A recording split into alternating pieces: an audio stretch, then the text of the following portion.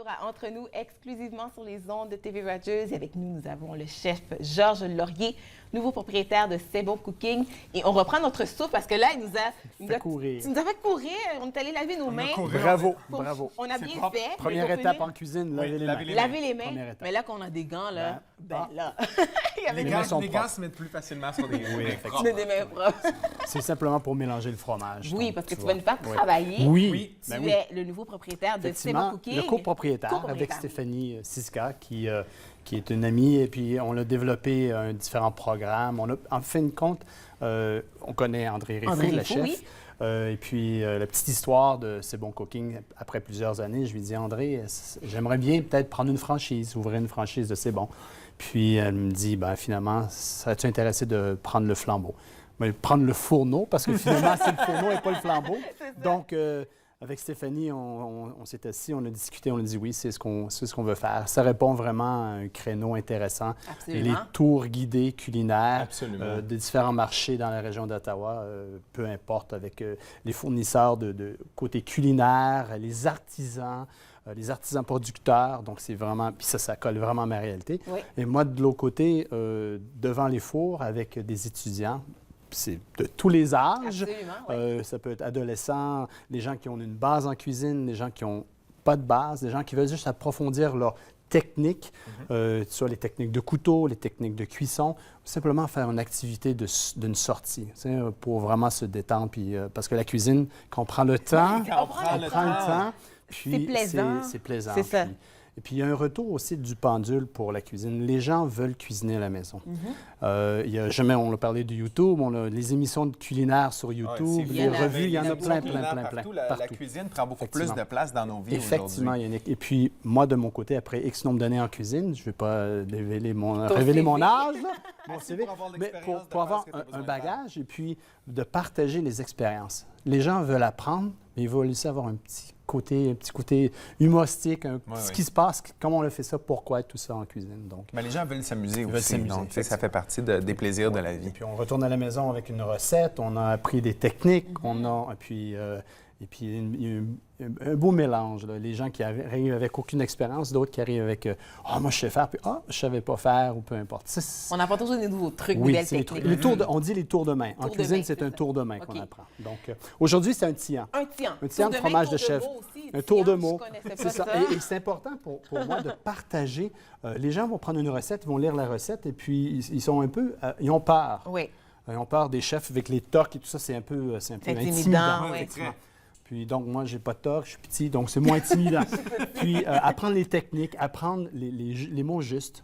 Oui, c'est important. Apprendre la technique, mais aussi comment le faire et se pratiquer. Puis tu impressionnes toujours tes amis quand tu sors avec des gros mots de cuisine. Là. Effectivement. Pour commencer avec les gants bleus. Est-ce que là, maintenant, tu mets ça, là? Oui, s'il te plaît, Barbara. Ici, on a du fromage de chèvre, un fromage local. Évidemment, je travaille beaucoup avec les produits régionaux. Les produits, c'est vraiment un développement important en ce moment. On en parlait un petit peu tout à l'heure. La ville, la région d'Ottawa, vraiment, au niveau de la nourriture. En effervescence. Oui, forte. Donc, avec la petite mandoline qui est là, on va faire le zeste. Un zeste. Oui. Et puis, Yannick, le moulin du poire frais. Frais. À ce moment-là, moi, je vais prendre le chou frisé. Tu me dis quand arrêter, là. Tout le citron. Tout le citron? Parce qu'avec le citron, on va aller chercher ces saveurs-là au niveau acidité.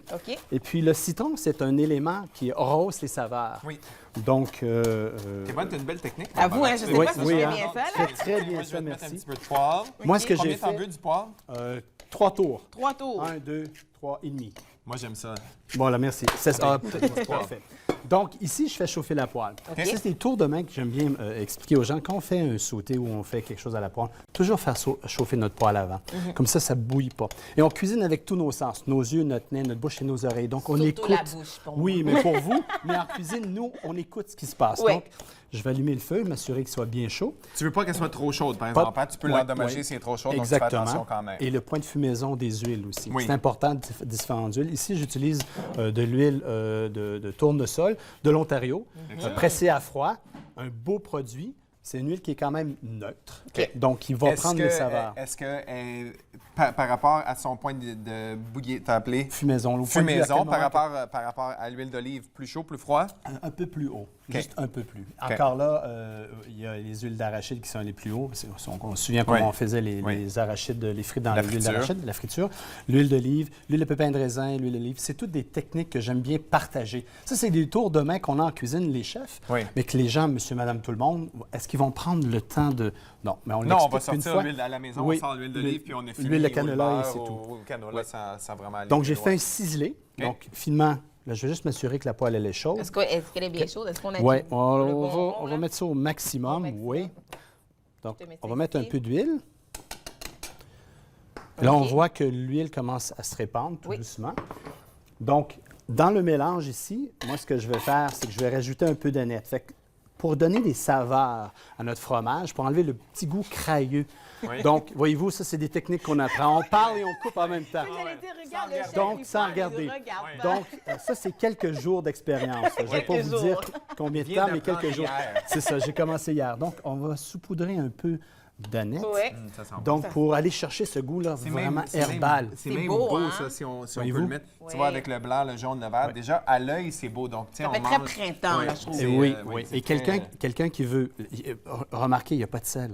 J'ai pas à mettre d'assaisonnement supplémentaire. Avec le fromage, j'imagine, c'est ça. Le fromage est déjà un petit peu salé. On va simplement faire une tombée. Et c'est quoi ça? Un chou frisé. Chou frisé. En anglais, kale. OK, d'accord. Un légume qui est très tendance, mais très santé. Oui. Très santé. Mais pas facile à cuisiner, par exemple. Pas facile. Il peut être très amer, très caoutchouteux s'il n'est pas bien cuisiné. Celui-ci, je l'ai choisi bio, donc certifié bio. Un peu moins aigre à l'arrière de la bouche. Vous savez, quand on goûte, ça fait un peu... puis j'ai aussi retiré la racine. Donc, ce qui fait que c'est plus facile le crunch est encore là, le croustillant. Mais c'est moins. Est-ce que ça enlève un petit peu d'amertume? On l'entend. On l'entend tout doucement. Donc, ce que je vais faire, on va prendre les pinces qui sont juste ici. Je vais te demander de mélanger. Moi, ce que je ferais ça comme ça. Ah ben écoute. Mais moi aussi, je ferais ça à la maison. Avec le balai à côté. Non, mais moi, je cuisine quand même beaucoup. Donc, je le ferais à la maison, mais ici, j'aurais trop peur de... Tu as trop peur, c'est vrai, Yannick, il n'est pas pire avec son pain. J'en doute vraiment pas. Donc, moi, je fais quoi? Tu peux bien mélanger le tout, avec mes mains, avec tes mains, oui. Tu as les gants bleus, tout est beau. Parfait. Et puis, ce que je vais faire, je vais prendre les betteraves et puis je vais les ciseler, faire des beaux petits cubes bien égaux. Okay. Donc, pour aller chercher au niveau des présentations. Ta betterave, est-ce qu'elle est... Elle a été rôtie au four. Rôtie au four. Donc, j'ai pris des belles betteraves d'une belle taille. Je les ai mis au four pour environ 1 heure. Okay. Donc, elles sont croustillantes. Si tu veux prendre une petite cuillère, je vais te faire goûter la betterave. Et ce mélange-là sent extrêmement bon. Donc, je le mangerai. Si tu veux goûter juste la betterave. Oui, absolument. Moi, je veux donc, goûter. Avec du sel de mer rôti au four, c'est tout. C'est tout? C'est tout. C'est tout. Elles sont encore craquantes sous la dent, légèrement, mais elles sont... Elle a une belle texture encore. Donc, ça va aller dans le tian. Écoute, on va déjà faire une pause et on va continuer notre recette de tian avec le chef Georges Laurier de C'est Beau Cooking. Donc, ça se poursuit entre nous exclusivement sur les ondes de TV Rogers.